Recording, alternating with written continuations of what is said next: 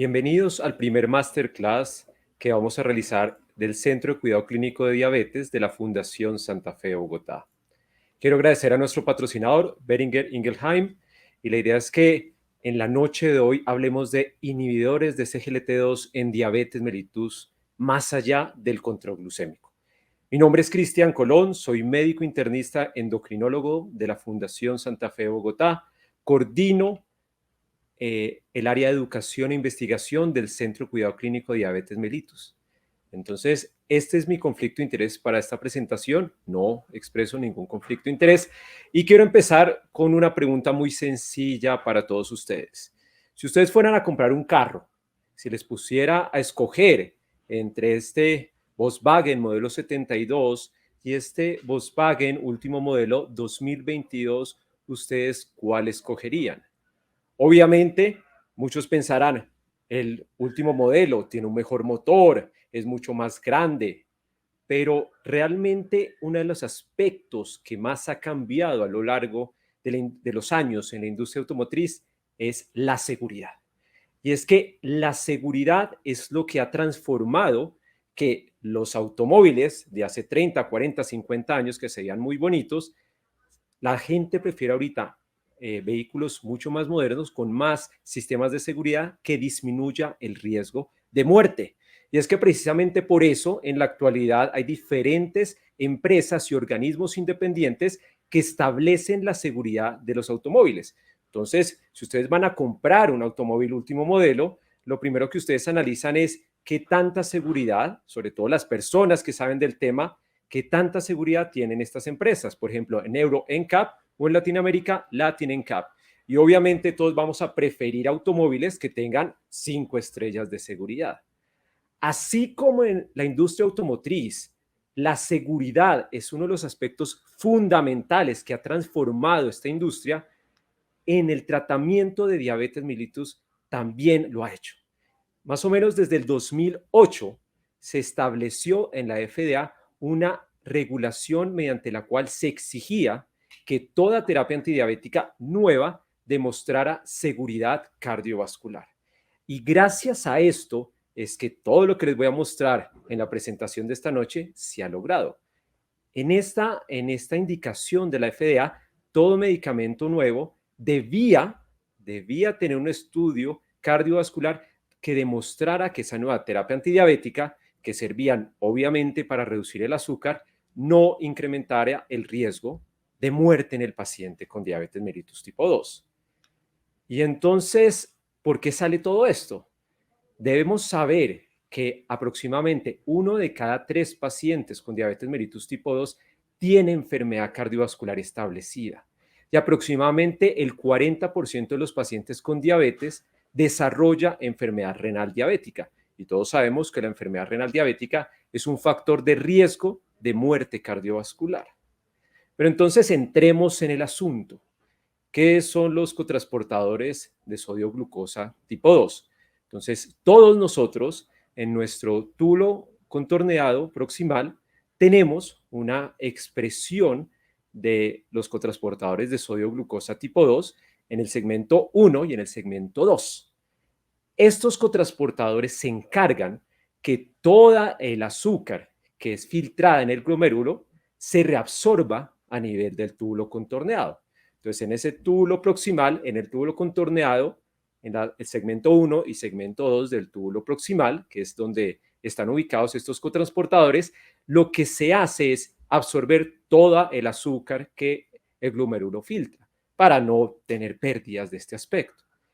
Más o menos el 90% del azúcar filtrado por el glomérulo se reabsorbe en el segmento 1 y 2 del túbulo proximal por medio de los cotransportadores de SGLT2 y el 10% restante se absorbe en el segmento S3 del túbulo, de la pars recta del túbulo proximal por medio de los cotransportadores SGLT1. Entonces, estos cotransportadores lo que hacen es que en contra del gradiente de azúcar, por medio de la energía que brinda la bomba sodio-potasio ATPasa, permiten ingresar sodio y glucosa y después por medio de los transportadores GLUT2 a nivel de los cotransportadores de SGLT2 y a nivel de GLUT1 en los cotransportadores de SGLT1, se absorbe esta glucosa a la circulación sistémica. Entonces, ¿qué es lo que pasa? Esto es una condición normal. Cuando un paciente diabético presenta niveles elevados de azúcar en sangre, empieza a presentar niveles elevados de azúcar en orina. Entonces, lo que uno esperaría es que la persona empiece a eliminar todo ese exceso de orina, de azúcar por la orina, pero no. Lo que ocurre es que existe un fenómeno adaptativo donde el cuerpo empieza a expresar más receptores, más cotransportadores de sodio glucosa tipo 2. Eso lo que hace es absorber más glucosa y eso tiene un impacto negativo desde el punto de vista glucémico. Entonces, ¿dónde viene la idea de utilizar una terapia que bloquee esto? Pues al bloquear ese cotransportador, que es el que más reabsorbe glucosa, pues obviamente voy a generar glucosuria, voy a disminuir el control, disminuir los niveles de glucosa del paciente. Más o menos cuando se bloquea este cotransportador, se logra que se elimine más o menos 50-60% de esa glucosa que fue filtrada por el glomérulo. ¿Por qué no el 90% que habíamos hablado previamente? Porque existe una regulación a la alta de los cotransportadores de SGLT1. Pero entonces, si uno se pusiera a pensar en los 11 mecanismos fisiopatológicos de la diabetes tipo 2, que acá los ilustró claramente, uno diría, pues es que un medicamento que solo inhiba la reabsorción de glucosa a nivel renal, que son los SGLT2 que actuarían acá, pues debe ser algo que es muy modesto, o sea, es algo que no debe tener mucho impacto realmente en el paciente diabético. Faltan 10 mecanismos que no estamos actuando. Se van a dar cuenta a lo largo de la presentación que no es así. Los tres inhibidores de SGLT2 más estudiados a nivel mundial son la canaglifosina, la dapaglifosina y la empaglifosina. Y empecemos con lo básico, ¿por qué fueron aprobados? Cuando un medicamento se aprueba para el uso en diabetes es porque sí o sí tiene que reducir la glucosa.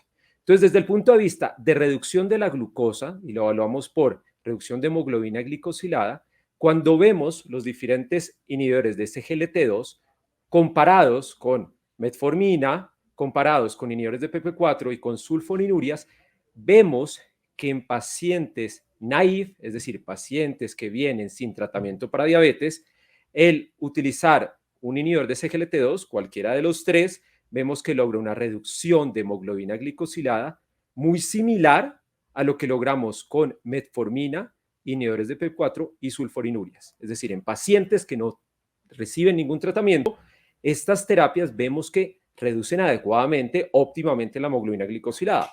Vemos que en promedio la reduce más o menos entre 0.6 a 0.9%, 0.6 a 0.9%. Eso es en población naive. Pero, ¿qué vemos en población que ya viene con metformina? Entonces, para responder eso, tenemos este metaanálisis de Marurtur, que él analizó 204 estudios clínicos, y en estos 204 estudios clínicos lo que vemos es que comparando poblaciones que vienen recibiendo metformina versus adicionarle a esta población un inhibidor de SGLT2, vemos que la asociación de inhibidor de SGLT2 a la metformina logra unas reducciones de hemoglobina glicosilada importantes, muy similares a las que se logran con otras terapias antidiabéticas, como inhibidores de PP4, TZD y sulfonilurias. Es decir, ya vimos que en pacientes naive, el inicio de inhibidor de SGLT2 logra una reducción de hemoglobina glicosilada estadísticamente significativa y muy similar a las otras moléculas. En pacientes que vienen con metformina, la asociación de un inhibidor de SGLT2 también logra una reducción estadísticamente significativa y muy comparativa con las otras moléculas que usualmente se han utilizado a lo largo de los años. Cuando analizamos comparativamente a un paciente con metformina, ¿qué sería mejor? Iniciarle una sulfoniluria, un inhibidor de PP4 o un inhibidor de SGLT2. Lo que podemos ver acá es que la asociación de un inhibidor de SGLT2 a la metformina versus una sulfoniluria, como vemos acá, o versus un inhibidor de PP4, como vemos acá, logra una reducción estadísticamente significativa mayor de hemoglobina glicosilada. Entonces, en esta parte comparativa, vamos entendiendo cómo se van posicionando como una terapia excelente no solo en naive, sino add-on a pacientes que ya vienen con terapia con metformina. Pero lo interesante de esta molécula es que va mucho más allá de solo el control glucémico.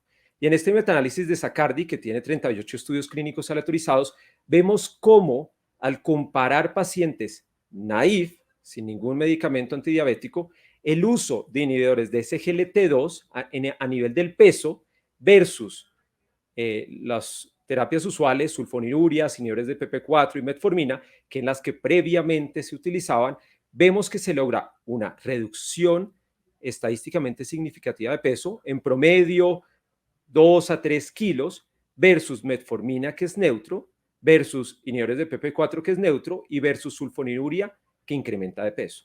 Entonces, empezamos a actuar en otras variables cardiometabólicas.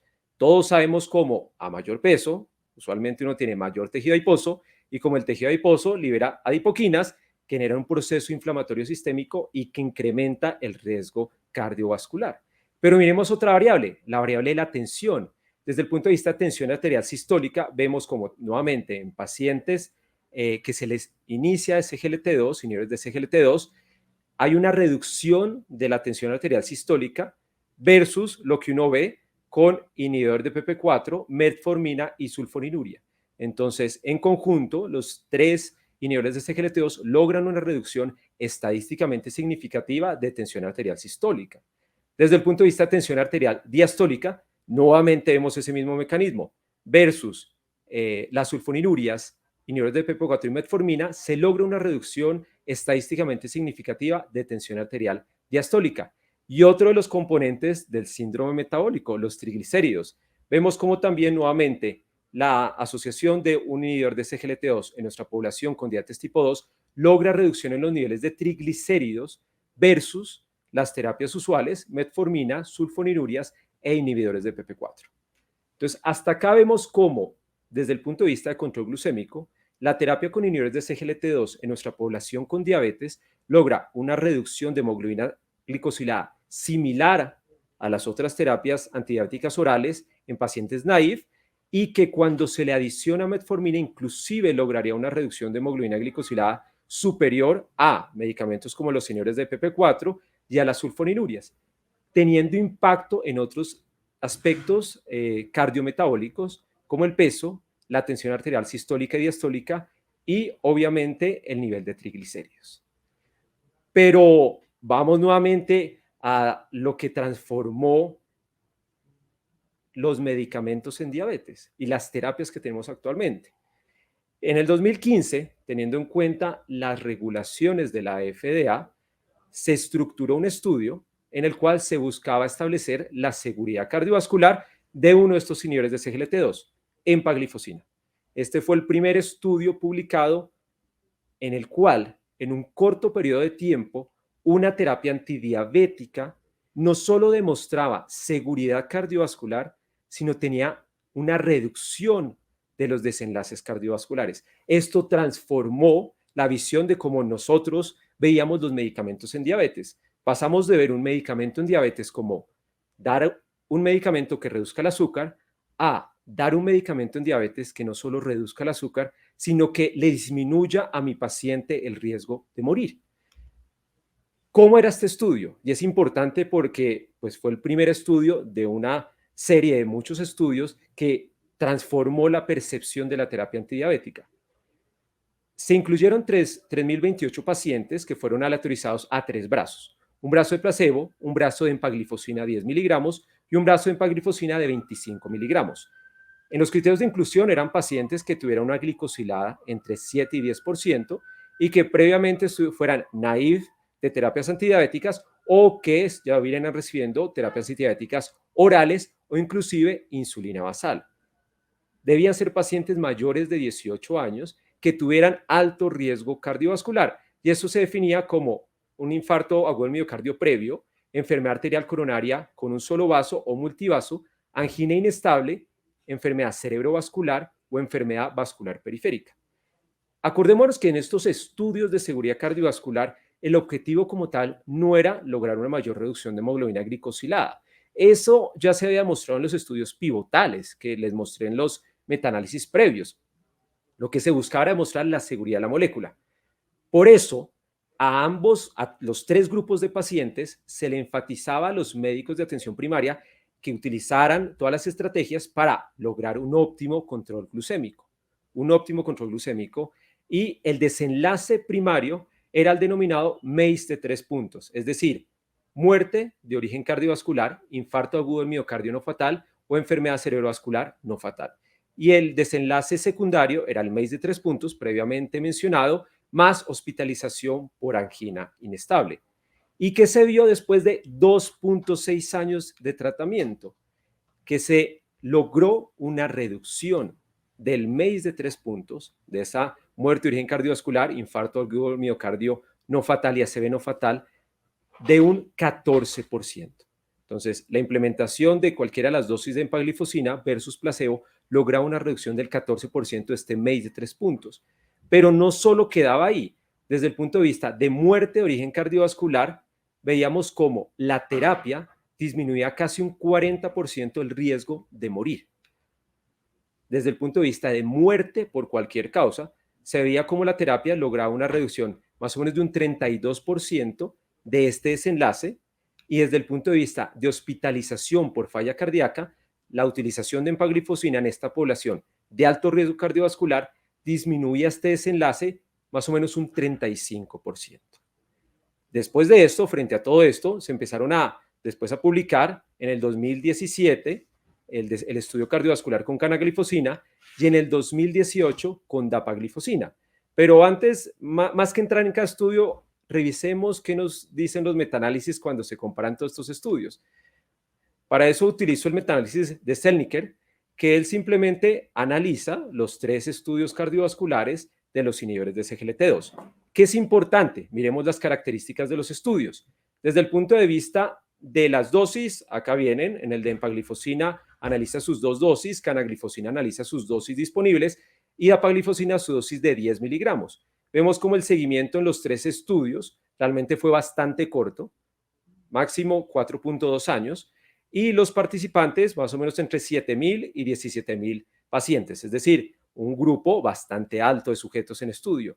Edad promedio, vemos que más o menos 63 años, había un predominio de hombres, y algo interesante es que en el EMPA-REC, el 100% de los pacientes tenía enfermedad cardiovascular establecida, mientras que en el de canaglifosina se redució un 65% y el de dapaglifosina un 40%. El promedio de pacientes que tenían falla cardíaca era muy similar en los 3 estudios, y pacientes con enfermedad renal crónica estadio 3 o más también era bastante similar en los grupos. El que menos pacientes tenía enfermedad renal crónica era dapaglifosina. Y entonces, cuando empezamos a analizar los mismos desenlaces que les mostré en el estudio de empaglifosina, ¿qué es lo que vemos? Entonces, acá lo que se analiza es el desenlace de MACE de 3 puntos, muerte de origen cardiovascular, IAM no fatal y ACV no fatal, teniendo en cuenta si el paciente tenía enfermedad cardiovascular, que se incluye en los 3 estudios, obviamente, o si no tenía enfermedad cardiovascular, que ahí se analiza canaglifosina y dapaglifosina. Y esto es muy importante porque más adelante van a entender por qué son las recomendaciones actuales de las organizaciones más serias en diabetes. Vemos que los 3 estudios en su metaanálisis muestran que el MACE de 3 puntos se reducía en la población que tenía enfermedad cardiovascular establecida. La reducción aproximadamente de un 14%. 14% de reducción del MACE de 3 puntos, mientras que si la población analizada no tenía enfermedad cardiovascular, el efecto era neutro. No había ni un aumento ni una reducción del desenlace. Desde el punto de vista de hospitalización por falla cardíaca y muerte cardiovascular, vemos que nuevamente el desenlace se reduce, más o menos este desenlace, un 24% en la población que tiene enfermedad cardiovascular establecida, mientras que en la población sin enfermedad cardiovascular hay una tendencia a la reducción, pero es neutro. Desde el punto de vista de hospitalización por falla cardíaca y muerte cardiovascular, analizado si el paciente tenía o no falla cardíaca, eso es algo súper interesante. En los pacientes que tenían antecedente de falla cardíaca, la reducción del desenlace fue más o menos casi un 30%, pero en los pacientes que no tenían antecedente de falla cardíaca también hubo una reducción significativa de un 21% de este desenlace compuesto. Y desde el punto de vista del desenlace renal, que ya vimos cómo la enfermedad renal diabética es muy prevalente en nuestra población y es un factor de riesgo de mortalidad, vemos que también, independientemente que la población en estudio, que el paciente tuviera enfermedad cardiovascular establecida o no, se logra una reducción de este desenlace compuesto, que se incluía deterioro de la función renal, que el paciente progresara a enfermedad renal crónica terminal o que hubiera muerte de origen renal. En población con enfermedad cardiovascular establecida se reducía casi un 50% y en población sin enfermedad cardiovascular establecida también casi un 50%. Pero cambia el momento en el cual uno utiliza esta terapia.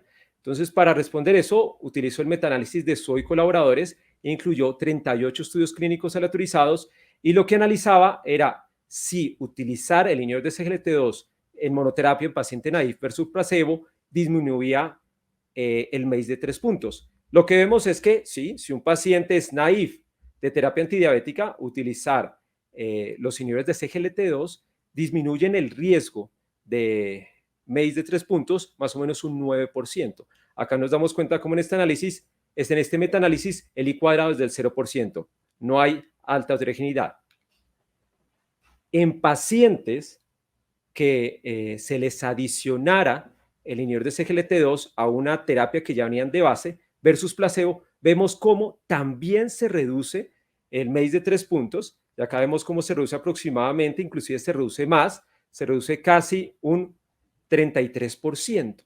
Entonces, en paciente naïf, el iniciar el inhibidor de SGLT2 reduce el riesgo de muerte, IAM y ACV, y en paciente que ya viene con una terapia antidiabética y se le asocia el inhibidor de SGLT2, también reduce este riesgo e inclusive lo reduce mucho más.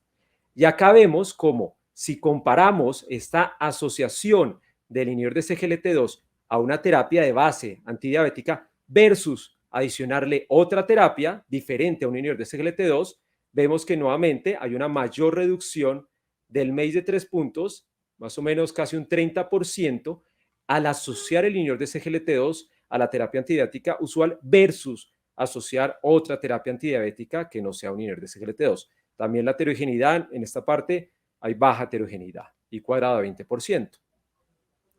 Pero no debemos olvidar que un paciente con diabetes mellitus tipo 2 tiene más o menos 2 a 4 más riesgo de desarrollar falla cardíaca. Y es por eso que también se ha empezado a analizar si esta terapia puede llegar a tener beneficios en pacientes con falla cardíaca, tengan o no tengan diabetes. Hay 2 estudios, tanto con dapaglifosina como con empaglifosina, que analiza si la implementación de estos inhibidores de SGLT2 disminuyen el riesgo de mortalidad cardiovascular y hospitalización por falla cardíaca en pacientes que tienen fracción de reducción reducida, es decir, menos del 40%. Los 2 estudios es interesante analizar que ya, como lo que se había visto en los estudios previos, empezaron a analizar el desenlace en poblaciones que no solo fueran diabéticas. Vemos cómo acá, más o menos, la prevalencia de diabetes en cada uno de los estudios era de la mitad, más o menos del 50%, menos del 50%. ¿Y qué es interesante? Que cuando se analiza si la implementación de dapaglifosina o empaglifosina en población con diabetes o sin diabetes, con una fracción de eyección reducida, es decir, menor del 40%, vemos que la reducción de hospitalización por falla cardíaca o muerte cardiovascular es similar. En la población con diabetes se reduce casi un 30% el riesgo de este desenlace compuesto de 2 puntos y en la población sin diabetes también se reduce casi un 30%. Entonces acá nos empezamos a dar cuenta como esa terapia que inicialmente veíamos que solo actuaba en un mecanismo fisiopatológico, la diabetes, y que probablemente uno no esperaría que tuviera tantos beneficios adicionales, empieza a mostrar contundencia desde el punto de vista no solo de control glucémico, sino también reducción de desenlaces duros en nuestra población diabética, como muerte, como hospitalización por falla cardíaca, como deterioro y progresión de la enfermedad renal diabética, e inclusive empieza a verse en población sin diabetes. Y después de esto, obviamente, han surgido otros estudios. Hay estudios con empaglifosina en pacientes con falla cardíaca con fracción de eyección preservada, es decir, mayor del 40%, donde también nuevamente el porcentaje de pacientes diabéticos es más o menos de la mitad, con desenlaces con resultados positivos.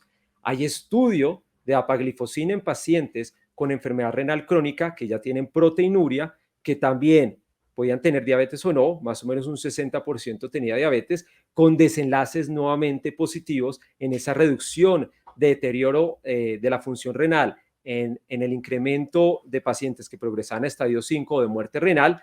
Y recientemente ya se publicó un estudio clínico autorizado donde se evaluaba el impacto de utilizar empaglifosina en pacientes hospitalizados por falla cardíaca aguda, también teniendo impactos positivos en esta población. Entonces, cuando uno empieza a analizar todos estos mecanismos, cómo pasamos de una terapia oral con un solo mecanismo fisiopatológico en diabetes que está generando tanta revolución, porque ya toda esta evidencia hace que haya muchas especialidades que estén interesadas en utilizar esta terapia. Los cardiólogos, los nefrólogos, no solo los endocrinólogos, y obviamente los médicos de atención primaria, médicos internistas, médicos familiares, porque cuando estoy dando esta terapia a un paciente con diabetes mellitus, no solo estoy buscando reducir el azúcar, sino también tengo beneficios a largo plazo en desenlaces serios.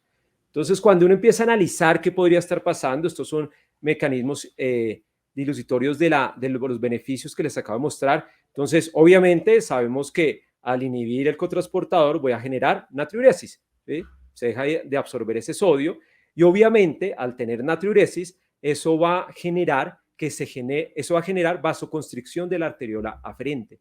La vasoconstricción de la arteriola aferente va a disminuir la presión intraglomerular, va a disminuir esa hiperfiltración intraglomerular y obviamente va a disminuir la albuminuria y el deterioro de la función renal. También, por su efecto natriurético, se disminuye el volumen, se disminuye la precarga y obviamente eso va a disminuir el riesgo de que haya una descompensación por falla cardíaca. Adicionalmente, como les mencioné inicialmente, permite este efecto natriurético disminuir la presión arterial sistólica y diastólica y obviamente mejora la función vascular. Y es importante que el fenómeno de la glucosuria también se ha visto como se disminuye el ácido úrico, adicionalmente se disminuye los niveles de glucemia y sabemos cómo la glucemia, la hiperglucemia, aumenta las especies reactivas de oxígeno y las especies reactivas de oxígeno finalizan en un proceso de daño mitocondrial y daño celular. También disminuimos el tejido adiposo, principalmente visceral, y al disminuir el tejido adiposo visceral por medio de este mecanismo de glucosuria, pues disminuimos toda la producción de adipoquinas que tienen tanto efecto negativo en nuestra población. También se plantea que, obviamente, se incrementa la producción de cuerpos cetónicos, porque acordémonos que estos inhibidores, al disminuir los niveles de glucosa, al generar glucosuria, disminuyen los niveles producidos de insulina y aumentan los niveles de glucagón. Y el glucagón es la hormona ketogénica por excelencia y hay muchas teorías del efecto de estos metabolismos de cuerpos cetónicos en el corazón y su efecto positivo. Y desde el punto de vista de estrés oxidativo e inflamación, también se reduce al disminuir todo este exceso de azúcar en la sangre.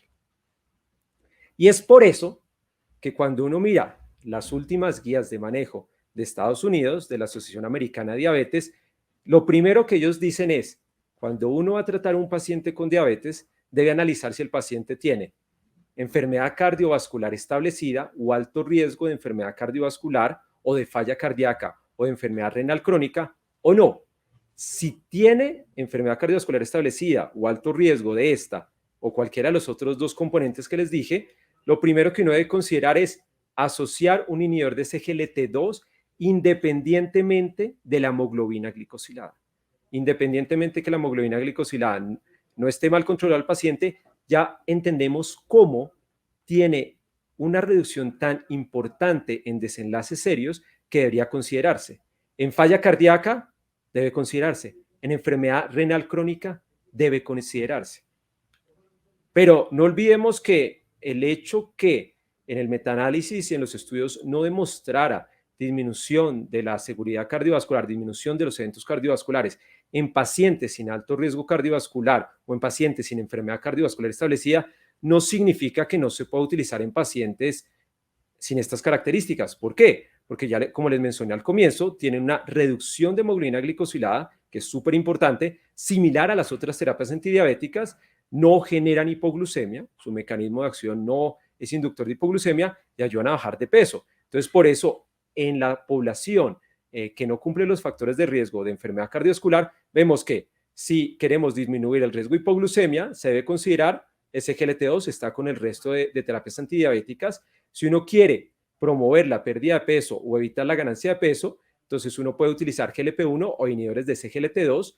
Y esto es un aspecto que es aplicable en Estados Unidos, pero afortunadamente en Colombia, como todos ustedes lo saben, los inhibidores de SGLT2 están en el plan de beneficios de salud y desde el punto de vista de costo y acceso son fácilmente disponibles para todos nuestros pacientes. Entonces, yo quiero ir cerrando la presentación del día de hoy con una frase muy importante de Norbert Frankel. Norbert Frankel fue uno de los médicos endocrinólogos que más aportó a la educación en diabetes y todos ustedes, en inglés suena mucho más bonito la frase, pero el concepto que ustedes pueden leer es que el secreto del cuidado del paciente es preocuparnos por nuestros pacientes. No olvidemos que si no nos preocupamos por nuestros pacientes, no vamos a lograr cambio a futuro en ellos. The secret of the care of the patient is in caring for the patient. Nunca olvidar esto. Como conclusiones de esta presentación, para dar paso a las preguntas, quiero que se lleven que los inhibidores de SGLT2 son la mejor definición de pleiotropismo en las terapias antidiabéticas, ya que impactan no solo en el control de la glucosa, sino además en el peso, cifras tensionales y otras variables cardiometabólicas, y que existe una evidencia contundente de la reducción del riesgo de complicaciones cardiovasculares, complicaciones renales e inclusive complicaciones por falla cardíaca en diferentes escenarios del paciente con diabetes mellitus tipo 2, pacientes naive de terapias, pacientes que ya vienen con terapia antidiabética, y que inclusive su beneficio ha llegado a ser tan impactante que ya empezamos a ver su utilidad en poblaciones sin diabetes.